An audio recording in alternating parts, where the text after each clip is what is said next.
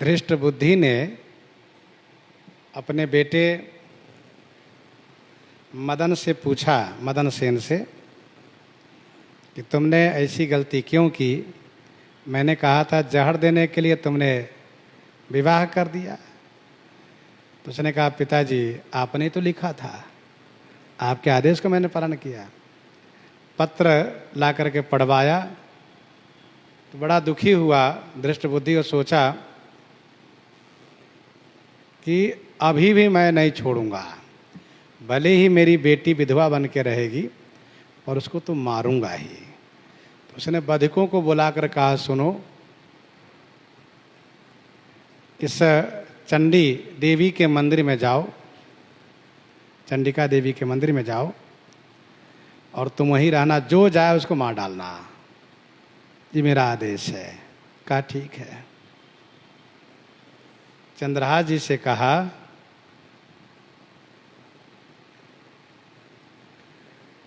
कि देखो, हमारे कुल की परंपरा है कि विवाह उपरांत देवी जी से आशीर्वाद लिया जाता है, सो जा करके देवी की पूजा करके आशीर्वाद ले आओ।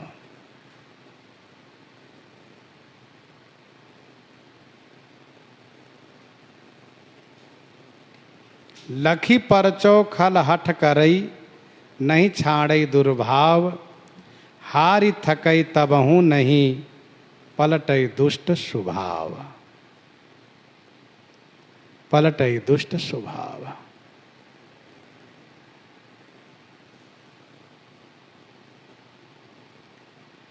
चल्योई करन पूजा,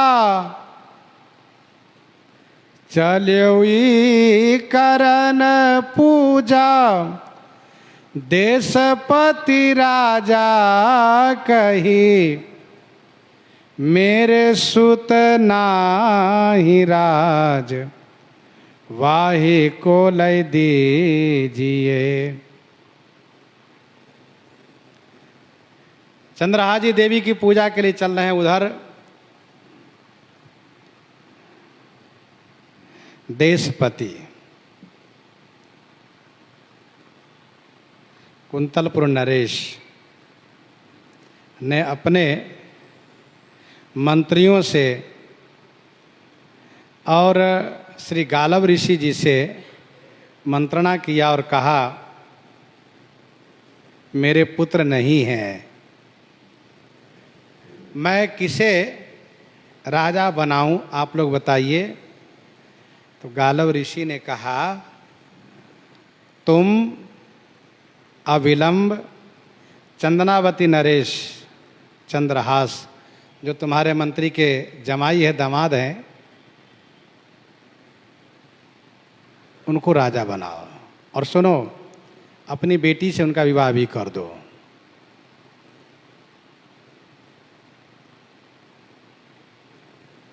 राजकुमारी जो चंपक मालिनी है, उनके साथ विवाह कर दो।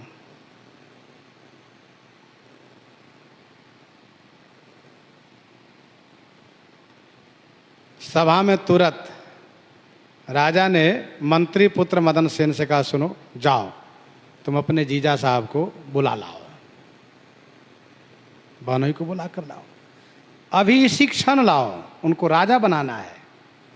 अच्छा, ये तो बड़े खुश हो गए, वाह, मेरे पिताजी तो मंत्री रह गए जीवन पर्यंत, धन्य है मेरे जीजा जी, अब ये तो राजा बन जाएंगे।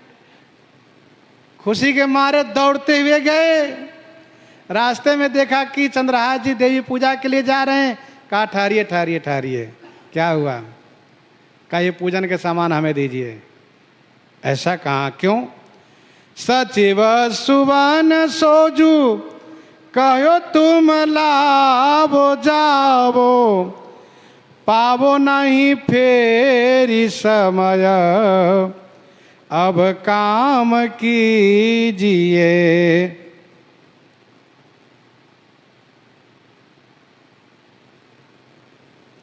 सचिव सुवन मदन सेन से कहा, तुम ले आओ, जाओ, जाकर तुम ले आओ, पावो नहीं फेरी समय, फिर ऐसा समय नहीं मिलेगा, अभी इसी क्षण मुहूर्त है, और इसी मुहूर्त में उनका राज तिलक हो जाना चाहिए, क्योंकि फिर मौका नहीं मिलेगा। सुबह से शीघ्रम, जल्दी से लेकर आओ, फिर पता नहीं समय मिले ना मिले। अब काम कीजिए दौर्यो सुख पाई, दौर्यो सुख पाई जोई मगही में लियो जाई। दौर्यो सुख पाई चाई, चाई माने उत्साह अर्थ होता है। उत्साह पूर्वक सुख पाकर के दौड़ते हुए मदन सेन गए। मगही में लियो जाई, जाके मार्ग में ही मिल गए मदन सेन से चंद्रहास जी। दियो सो पठाई निरप रंग माही भीजिए। चंद्रहास जी ने कहा सुनिए मुझे पूजा कर लेने दीजिए। कहा नहीं नहीं, देवी की पूजा मैं कर दूंगा आपकी ओर से, और मैं उनको प्रार्थना करूंगा कि मेरे जीजा जी को क्षमा कर दीजिए, और आप तुरंत जाइए, मैं पूजा कर दूंगा। कहा ठीक है। दियो सो पठाई निरप रंग माही भीजिए। इन्होंने कहा महाराज अभी प्रेम रंग में, आपके प्रेम रंग में डूबे हुए हैं, अभी इसी क्षण जाइए।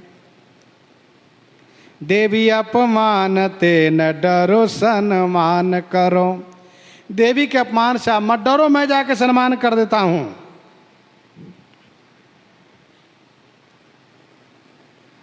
जात मारी डारियो यासो भाग्यो भूप लीजिए।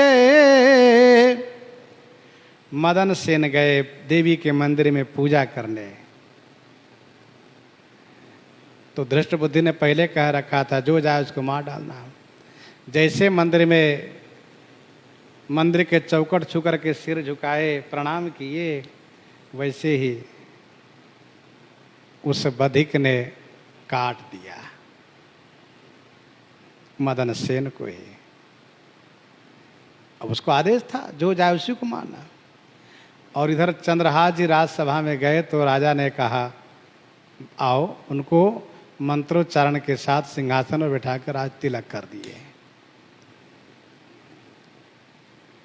जो उन्होंने मदन सेन ने कहा था कि यदि वक्त पड़ा तो मैं अपना प्राण न्यौछावर कर दूंगा अपनी बहन और अपने जीजा पर, वही हुआ। प्रसन्नता से तो न सही, लेकिन उनके लिए ही इनको बलि देनी पड़ी। काहू आन कही सुत तेरो मारो नीचनी ने। किसी ने जाकर के धृष्ट बुद्धि से कहा महाराज मंत्री जी क्या हुआ?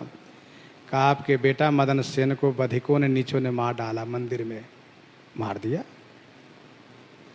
काहू आन कही सुत तेरो मारो नीचनी ने। सिंचन शरीर दृग नीर झरी लागी है। किसी ने सूचना दिया महाराज आपके बेटे मदन सेन को तो मार दिया दुष्टों ने मंदिर में।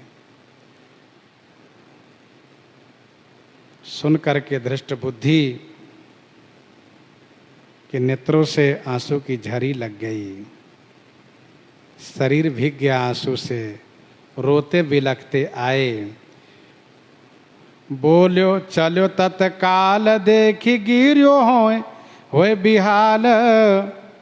चलो तत्काल, तत्काल माने तत्क्षण वह धृष्ट बुद्धि चला है और मंदिर में आकर के देखा बेटे के शव को, बेटे के शरीर को, सिर अलग धड़ अलग, तो बेहाल होकर के गिर गया।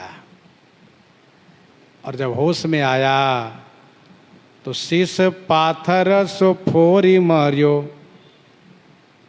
पत्थर पर सिर पटक पटक करके, और वह धृष्ट बुद्धि भी मृत्यु को प्राप्त कर गया, मर गया, वो भी दुष्ट मर गया। मारियो ऐसो ही अभागी है, ऐसा अभागा है ये। तभी तो गोस्वामी जी ने लिखा जौपै कृपा रघुपति कृपाल की। जौपै कृपा रघुपति कृपाल की, बैर और की काह सरई। होई न बांको बाल भगत की, जो पै कोटि उपाय करे। तके नीच जो मीच साधु की, सो पामर ते मीच मरई। उसे मरता है वह।